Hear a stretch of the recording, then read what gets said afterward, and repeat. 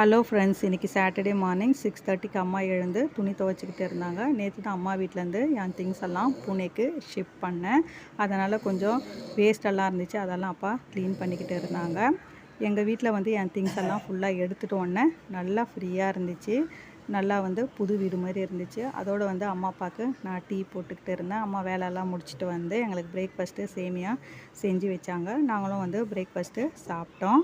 அதோட மதியத்துக்காக rice வெஜிடபிள்லாம் cut பண்ணி பிரிஞ்சி சாதத்துக்கு ரெடி பண்ணிக்கிட்டு இருந்தாங்க. குக்கரெல்லாம் வச்சு நாங்கள் வந்து வெளியே கிளம்ப வேண்டிய வேலை இருந்துச்சு.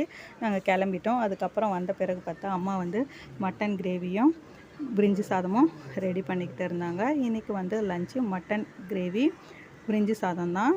எல்லோரும் உட்காந்து ஒன்றா சாப்பிட்டோம். மட்டன் சாப்பிட்டு கொஞ்சம் நாள் ஆகுது அம்மா செஞ்சதை. அதனால் வந்து இன்றைக்கி மட்டன் கிரேவியும் பிரிஞ்சி சாதம் சாப்பிடும்போது ரொம்ப சூப்பராக இருந்துச்சு. பிடிச்சிருந்தா லைக் பண்ணுங்கள். பாய்.